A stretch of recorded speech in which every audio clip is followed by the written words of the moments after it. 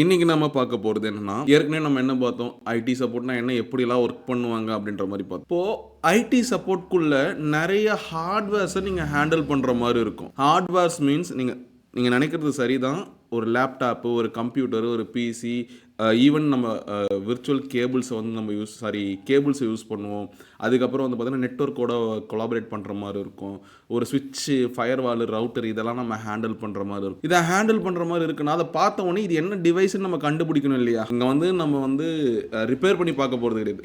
இது என்னன்னு தெரிஞ்சால் தான் அங்கே வந்து இருக்கிற பிரச்சனை உங்களால் வந்து கேதர் பண்ண முடியும். கேதர் பண்ண பிரச்சனையை சால்வ் பண்ண முடியும். ஹார்ட்வேர்ஸ்னால் என்ன, அதில் இருக்கிற பேசிக் பார்ட்ஸ் என்ன, எப்படி அசம்பிள் பண்ணுவாங்க, டிஸ்அசம்பிள் பண்ணுவாங்க அப்படின்றத நம்ம வந்து அட்லீஸ்ட் பார்க்கவாது செஞ்சால் தான் ஆன்லைன் கிளாஸில் அந்த ஃபெசிலிட்டி தான் கிடைக்கும். ஸோ அட்லீஸ்ட் நம்ம பார்க்கவாது செஞ்சால் தான் நம்ம ஆர்கனைசேஷனில் லைவில் போயிட்டு நம்ம வேலை பார்க்குறப்போ இது வந்து கொஞ்சம் ஈஸியாக இருக்கும். கரெக்டாக? ஸோ கம்ப்யூட்டர் ஒர்க்காக எது வேலை செய்யுது?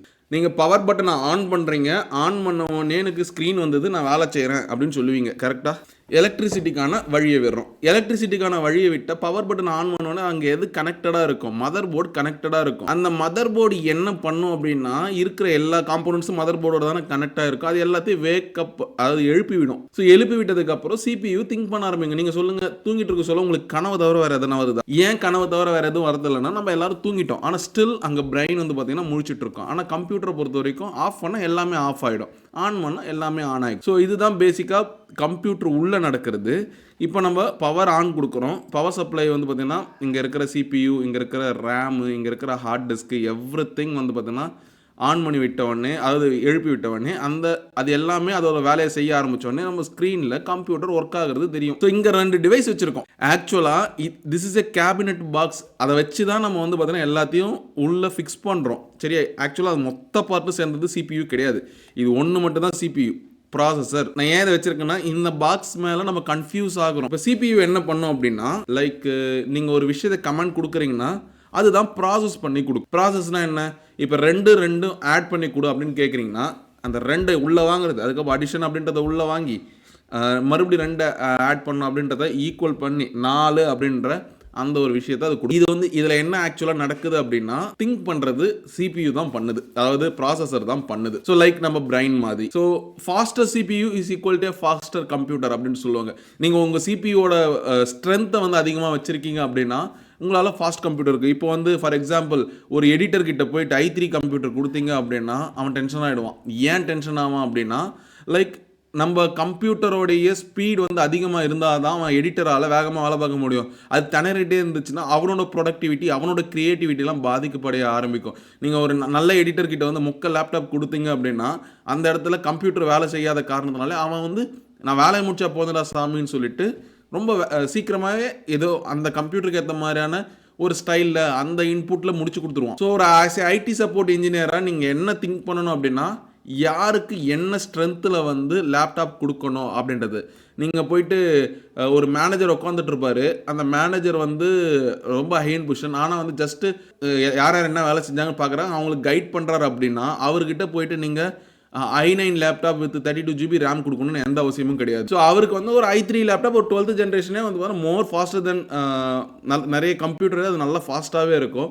நீங்கள் அதை கொடுத்தாவே போதும், அவர் வந்து கம்ப்ளைண்ட் பண்ண மாட்டார். எனக்கே i3 அப்படின்னு கேட்டிங்கன்னா இது 12th ஜென்ரேஷன் அப்படின்னு சொல்லி நம்ம சமாளிக்கணும். ஸோ இதுதான் ஐடி சப்போர்ட் இன்ஜினியரோட ஒரு மிகப்பெரிய ரோல். நான் என்னுடைய கரியரை ஐடி சப்போர்ட்டை ஸ்டார்ட் பண்ணும்போது நான் என் கம்பெனியில் வந்து பார்த்தீங்கன்னா நான் டேரக்டருக்கு i3 லேப்டாப் கொடுப்பேன். டிசைன் டீம் வந்து பார்த்தீங்கன்னா i5 i7 லேப்டாப்லாம் எடுத்து கொடுப்பேன். சரிங்களா?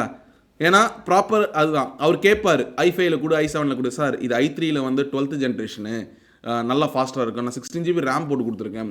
ஆக்சுவலாக ரேம் மட்டுமே வந்து பார்த்தீங்கன்னா கம்ப்யூட்டரோட ஃபாஸ்ட்டுக்கு உதவாது. இப்போ நெக்ஸ்ட் வச்சிருக்கிறது ரேம் அப்படின்னா என்னன்னா, ரேண்டம் ஆக்சஸ் மெமரி. இது வந்து நீங்கள் படிச்சிருப்பீங்க. ஸோ இந்த ரேண்டம் ஆக்சஸ் மெமரி என்ன பண்ணுன்னா, நம்ம ப்ராசஸருக்கு எடுத்து கொடுக்குற வேலையை செய்யும். நம்ம ஹார்ட் டிஸ்கில் வந்து இந்த இடத்துல வந்து ஓஎஸ், நம்மளுடைய ஃபைல் எல்லாமே இதில் தான் பெர்மனெண்ட்டாக ஸ்டோராக இருக்கும். இங்கிருந்து இந்த ப்ராசஸருக்கு டேட்டாஸ் போகணும். ஆனால் ப்ராசஸரே போய் டேட்டாவை எடுத்துகிட்டு வருது அப்படின்னா கொஞ்சம் ஸ்லோவாக நடக்கும். ஆனால் எடுத்து கொடுக்குறதுக்கு ஒரு ஆள் அசிஸ்டன்ட் மாதிரி இருந்தால், ஸோ அவர் தான் ரேம், ஷார்ட் டேர்ம் மெமரி. அதாவது அந்த ஹார்ட் டிஸ்கில் இருந்து எடுத்து என்ன பண்ணுவாருன்னா சிபியூக்கு த்ரூ பண்ணுவார். ஸோ அதுக்கு நடுவில் இதோட ஸ்ட்ரென்த் எவ்வளோ இருக்குன்னு பார்க்கணும். 4 GB 8 GB 16 GBன்னு இருக்கும். So if it is 8 GB 8 GB of data வந்து ஸ்டோர் பண்ணி வச்சுக்கோம். ஸோ இங்கே இருக்கிற டேட்டா இங்கே வந்து மேபி இது 256 இருக்கலாம், 512 GB இருக்கலாம். இங்கேருந்து ஒரு இப்போ என்ன கரண்ட்டாக வேலை பார்த்துட்டு இருக்கோ அந்த 8 GB டேட்டாவை மட்டும் எடுத்து இதில் வச்சு ஸோ இங்கேருந்து சிபியூக்கு கொடுக்கும். அப்படி கொடுக்கறதுனால ஃபாஸ்டர் ரெஸ்பான்ஸ் வந்து சிபியூ கொடுக்கும். ஸோ அப்படி கொடுக்கறதுனால நமக்கு சிஸ்டமும் ஸ்பீடாக இருக்கிற மாதிரி தெரியும். அண்டு நம்ம ரேமை மோரோவர் எதுக்காக யூஸ் பண்ணுவோம்னா, இப்போ ஒரே நேரத்தில் வந்து மல்டி டாஸ்கிங் பண்ணணும். ஃபார் எக்ஸாம்பிள், நண்பன் படம் பார்த்துருப்பீங்க. அதில் சத்யராஜ் வந்து லைக் காலில் எழுதியிருப்பார். கரெக்டாக காலில் எழுதுவார், கையில் எழுதுவார். ஸோ இந்த மாதிரி வந்து நிறைய விஷயங்கள் வந்து நடக்கும். ஸோ அப்படி நடக்கிறப்போ அது வந்து மல்டி டாஸ்கிங், அவரோட டேலண்ட் அது. ஸோ அதே மாதிரி தான் ஒரு கம்ப்யூட்டர் இருக்குது அப்படின்னா அந்த கம்ப்யூட்டருக்கு வந்து நிறைய மல்டிபிள் விஷயங்களை பண்ணணும் அப்படின்னா அதுக்கு ரேம் வந்து நிறைய இருக்கணும். ஆனால் ரேம் நிறைய இருந்து நம்ம கம்ப்யூட்டரால் அதை ப்ராசஸ் பண்ண முடியல அப்படின்னா, அதாவது சிபியூ வந்து i3 தான் இருக்குது.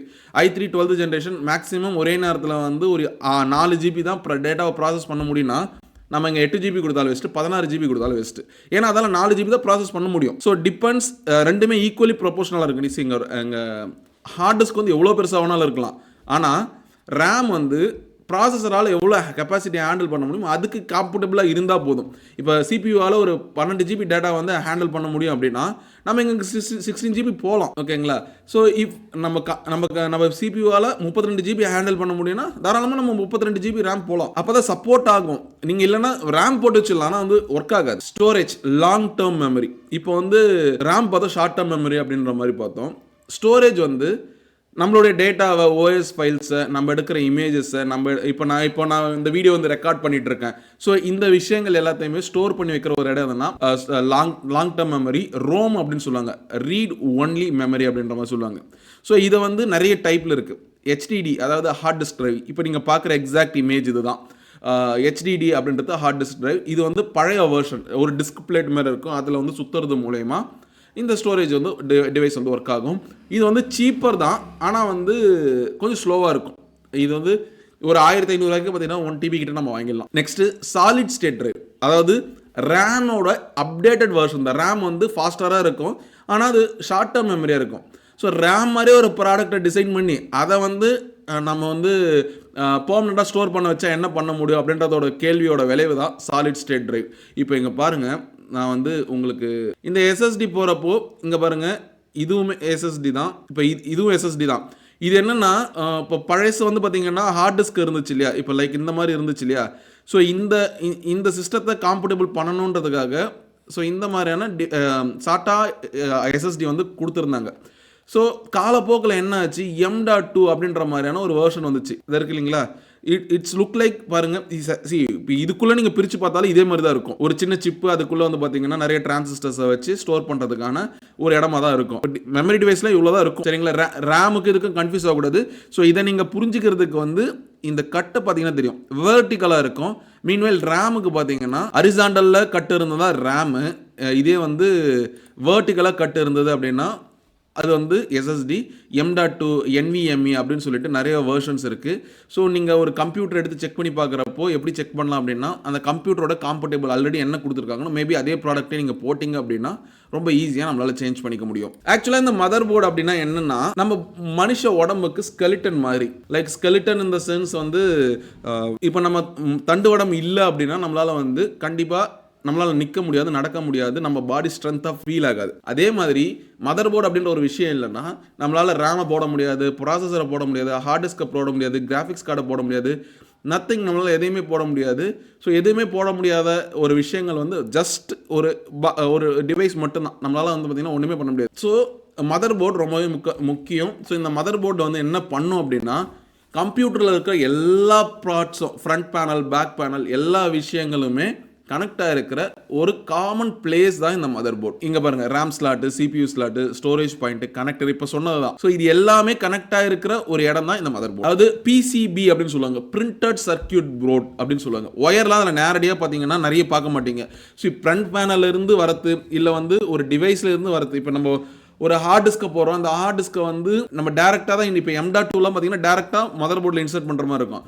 ஆனால் எஸ்எஸ்டி இல்லை இல்லை வந்து பழைய ஹார்ட் டிஸ்க் இருக்குது அப்படின்னா அந்த விஷயங்கள் வந்து நம்ம ஒயர் மூலயமா கனெக்ட் பண்ணுற மாதிரி இருக்கும். ஸோ இந்த மவுஸ் எடுத்துக்கங்க. இந்த மவுஸ் வந்து பார்த்தீங்கன்னா இதுதான் டிவைஸு, ஆனால் நம்ம கேபிள் மூலயமா கனெக்ட் பண்ணுறோம். கரெக்டாக அதே மாதிரி இப்போ think this is a hard disk அப்படின்னு திங்க் பண்ணிங்கன்னா நம்ம சாட்டா கேபிள் மூலயமா கனெக்ட் பண்ணுவோம்.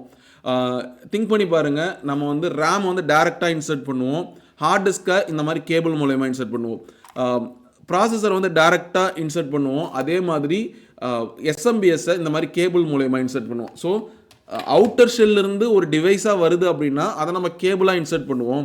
இதுவே வந்து பிரிண்டடாக இருக்குது அப்படின்னா, அதாவது ஒயர்டு, இப்போ இந்த லைன் பார்க்குறீங்கல்ல, ஸோ இது எல்லாமே வந்து பார்த்தீங்கன்னா ஒயர்ஸ் தான், ஆனால் அது பிரிண்ட்டாக இருக்கும். இந்த 3D பிரிண்டிங் சொல்லுவாங்க இல்லையா, ஸோ அந்த மாதிரியான ஒரு விஷயங்களை வச்சு இதில் பிரிண்ட் பண்ணுவாங்க. ஸோ அது வரை எலக்ட்ரிசிட்டி பாஸ் ஆகும். ஸோ அப்படி பாஸ் ஆகி எல்லா டிவைஸும் வேக்கப் பண்ண வைக்கிறது, ஒரு கம்ப்யூட்டரை கண்ட்ரோல் பண்ணுற ஒரு கண்ட்ரோல் சிஸ்டமாகவே இந்த மதர் போர்டு இருக்கும். PSU, power supply unit. இந்த பவர் சப்ளை யூனிட்னா என்னன்னா, நீங்கள் வந்து சார்ஜர் ஒயரை பார்த்துருப்பீங்க மொபைலுக்கு, அதே மாதிரி கம்ப்யூட்டருக்கு நம்ம பவர் சப்ளை கொடுத்தா தான் வேலை பார்க்கும். வித்தவுட் பவர் சப்ளை நம்மளால் எதையுமே வேக்கப், ஏன்னா பவர் ஆன் பண்ணால் தான் எல்லாமே வேக்கப் ஆகும்னு சொல்லியிருந்தேன். அப்போ பவர் கொடுத்தா தானே பவர் ஆனே பண்ண முடியும். ஸோ பவர் நம்ம கொடுக்கணும். ஸோ அதில் வந்து நம்ம இந்த சார்ஜர் ஒயரு, இந்த பவர் கேபிள், இது எல்லாமே வந்து பார்த்தீங்கன்னா அதில் அடங்கும். ஸோ வெளியில் இருக்கிற எலக்ட்ரிசிட்டியை, அந்த கரண்ட்டை வந்து எடுத்துகிட்டு வந்து நம்மளுடைய சிஸ்டமுக்கு கொடுக்கறது. ஓகேவா, இந்த வேலையை செய்கிறது தான் பவர் சப்ளை யூனிட். ஸோ இங்கே பாருங்கள், converts electricity into usable power for PC parts. PC பார்ட்ஸில் வேலை செய்கிறதுக்கான ஒரு வேலை. ஸோ அதுக்கு நடுவில் அடாப்டர் இருக்கும். ஓகேவா, இப்போ நம்ம மொபைலுக்கு வந்து பார்த்தீங்கன்னா அடாப்டர் கொடுத்துருக்காங்க இல்லையா, ஸோ அதே மாதிரி அடாப்டர் இருக்கும். அந்த அடாப்டரை யூஸ் பண்ணி தான் வந்து பார்த்தீங்கன்னா அது வந்து கரண்ட் வந்து மேபி எலக்ட்ரிசிட்டி ஹையாக வரலாம், இல்லை கம்மியாக வரலாம். ஆனால் நம்ம கம்ப்யூட்டருக்கு ஒரு குறிப்பிட்ட அளவுக்கு எலக்ட்ரிசிட்டி இருந்தால் போதும். லைக் இந்த 450 வாட்ஸ் 650 வாட்ஸ்னு இருக்கும்.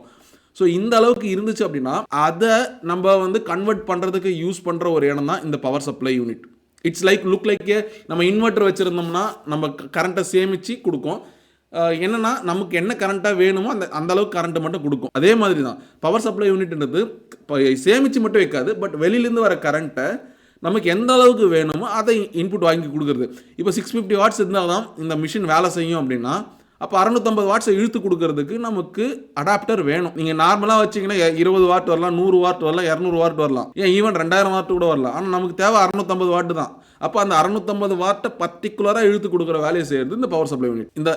இந்த மொத்த விஷயங்களும் பார்த்தீங்கன்னா உங்களுக்கு புரியும். CPU நம்ம மனுஷனுக்கு எப்படி பிரெயின் இருக்கோ அதே மாதிரி தான் கம்ப்யூட்டருக்கு பிரெயின். CPU அப்படின்றது அந்த processor, not a cabinet box கம்ப்ளீட்டாக. ஏன்னா இதை வந்து நிறைய பேர் மிஸ் பண்ணுறாங்க.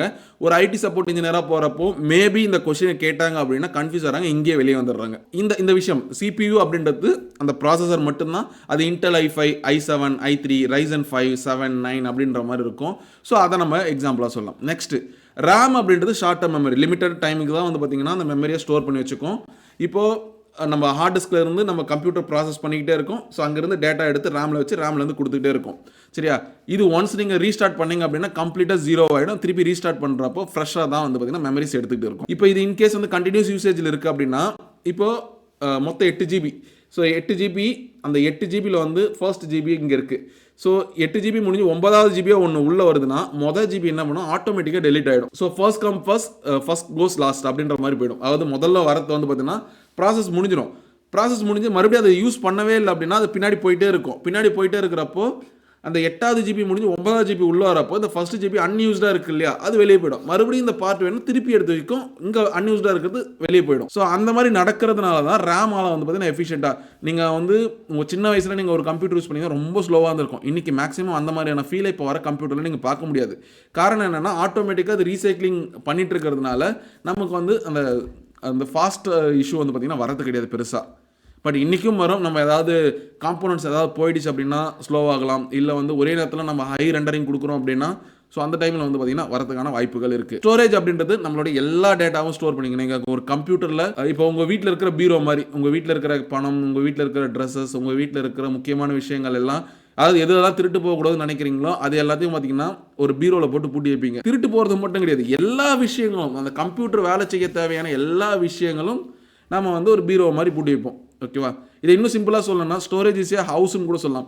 ஹவுஸில் முக்கியமான இருக்கிற பொருள், முக்கியம் இல்லாத பொருள், எல்லா பொருளுமே நம்ம வீட்டுக்குள்ளே தான் வச்சிருப்போம். ஸோ அப்படி வச்சிருக்கிற சமயத்தில் அந்த ஸ்டோரேஜ் வந்து லைக் ஹவுஸ்ன்னு நம்ம கலக்க எடுத்துக்கலாம். அதில் இருக்கிற ஆப்ரேட்டிங் சிஸ்டம், ஃபிர்ம்வேர், பயாஸ், தென் வந்து பார்த்திங்கன்னா நம்ம யூஸ் பண்ணுற அப்ளிகேஷன் ஏதாவது அப்டேட் பண்ணுறோமா, வீடியோ ஷூட் பண்ணி வைக்கிறோமா, ஃபோட்டோஸ் எல்லாத்தையுமே ஸ்டோரேஜில் இருக்கும்.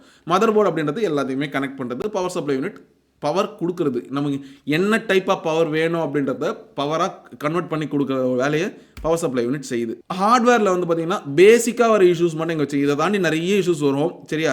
ஆனால் இது கூட தெரியாமல் வந்து ஒரு ஐடி சப்போர்ட் இன்ஜினியராக நம்ம போயிடக்கூடாது. சிஸ்டம் நீங்கள் ஆன் பண்ணுறீங்க, ஆன் ஆகலை, 2 இடத்துல செக் பண்ணணும். ஒன்று பவர் சப்ளை யூனிட் இருக்கு இல்லையா, அதாவது எஸ்எம்பிஎஸ் அப்படின்னு சொல்லுவாங்க. அப்படி இல்லைனா பவர் லேப்டாப்புக்கு பார்த்தீங்கன்னா பவர் சப்ளை யூனிட்னுவாங்க. இதுவே பிசிக்கு வந்து பார்த்தீங்கன்னா பவர் எஸ்எம்பிஎஸ் அப்படின்னு மாதிரி சொல்லுவாங்க. இது வந்து கரெக்டாக ஒர்க் ஆகுதா இல்லைன்னு செக் பண்ணணும். யோசிச்சு பாருங்க, 450 வாட்ஸ் தான் வேணும், ஆனால் வந்து 800 வாட்ஸ் வந்துட்டே இருக்கு. அப்போ பவர் சப்ளை யூனிட் போயிடுச்சு. இப்போ எங்கே சேஞ்ச் பண்ணணும்? பவர் சப்ளை யூனிட்டை சேஞ்ச் பண்ணணும். ஏன் அதை சேஞ்ச் பண்ணணும்? ஏன்னா அதால் வந்து ப்ராப்பராக ஃப்ளோ ஆஃப் கரண்ட்டை வந்து கண்ட்ரோல் பண்ண முடியல. ஸோ தட் வந்து நமக்கு பிரச்சனையாக இருக்குது. ஓகேவா? அப்போ அதை சேஞ்ச் பண்ணிட்டா சரியாக போயிடுமா? இல்லை, ஒருவேளை பவர் சப்ளை யூனிட் நல்லா இருக்குது, ஆனால் மேலே இருக்கிற கேபிள் இருக்கு இல்லையா, அங்கே ஏதாவது எலி கடிச்சிருக்கலாம், இல்லை வந்து நமக்கே தெரியாமல் டேமேஜாக இருக்கலாம். அப்போ ஃபஸ்ட்டு கேபிளை செக் பண்ணிவிட்டு அதுக்கப்புறம் பவர் சப்ளை யூனிட் செக் பண்ணிட்டு தான் பவர் ஆனுக்கு நம்ம கம்ப்யூட்டருக்குள்ளே கை வைக்கணும். ஓகேவா?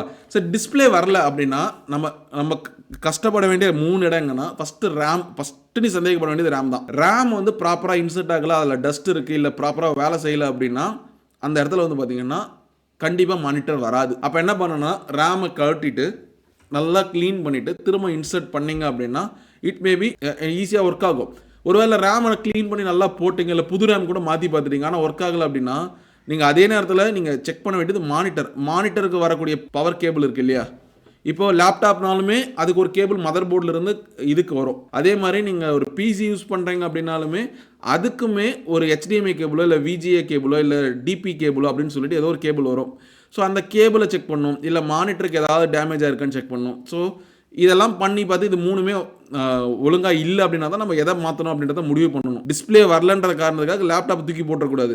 கேபிளில் பிரச்சனைனாலும் டிஸ்பிளே வராது. ஒரு பீப் சவுண்ட் வருது, பீப் பீப் பீப் அப்படின்னு வரும். ஸோ இது என்னன்னா, ரேம் வந்து லூஸ் ஆயிருக்கும். உள்ள நீங்கள் லேப்டாப்பை ஷேக் பண்ணது மூலயமா இல்லை பிசியை ஷேக் பண்ணது மூலயமா ரேம் லூஸ் ஆயிருக்கும். அந்த ரேம் வந்து திருப்பி ரீஇன்சர்ட் பண்ணு அப்படின்னு சொல்றதுக்கு இந்த பீப் சவுண்டை நம்ம யூஸ் பண்ணுறோம். ஒருவேளை ஓவர் ஹீட் ஆகுது அப்படின்னா, நம்ம ஃபேனை வந்து ஓவர் ஹீட் ஆகுது அப்படின்னாவே அந்த ஃபேனில் ஏதோ இஷ்யூஸ் இருக்குது. அப்போ நம்ம ஃபேனை சேஞ்ச் பண்ணுற மாதிரி இருக்கும், இல்லை அதில் இருக்கிற டஸ்ட்டை வந்து நம்ம கிளியர் பண்ணுற மாதிரி இருக்கும். ஒருவேளை ஸ்லோ பர்ஃபார்மன்ஸ் ஆகுது அப்படின்னா HDD ஃபெயில் ஆகிறதுக்கான வாய்ப்புகள் இருக்குது. ஏன்னா ஹார்ட் டிஸ்க் வந்து ஒரு வருஷம் 1.5 வருஷம் யூஸ் பண்ணிட்டாமே அது அடிக்கடி போகும். கண்டினியூஸ் யூசேஜில் அதோட லைஃப் முடியுது அப்படின்னா நம்ம வந்து பேக்கப் எடுத்துகிட்டு நம்ம புதுசாக ரீப்ளேஸ் பண்ணுறது தான் வந்து பார்த்திங்கன்னா ஒரு நல்ல விஷயம். அதே நேரத்தில் ரேம் பிரச்சனைனாலுமே கம்ப்யூட்டர் ஸ்லோவாகும், OS கிராஷ் ஆயிருந்தாலுமே ஸ்லோவாகும். எடுத்தவொடனே நம்ம வந்து HDD வந்து சந்தேகப்படக்கூடாது. ஹார்ட் டிஸ்க் சந்தேகப்படும் போது நம்ம சென்டினல் ப்ரோன்னு சொல்லிட்டு ஒரு சாஃப்ட்வேர் வச்சு அதை ஸ்கேன் பண்ணோம் அப்படின்னா நம்ம ஹார்ட் டிஸ்கோட ஹெல்த் என்ன அப்படின்ற மாதிரி வந்துடும்.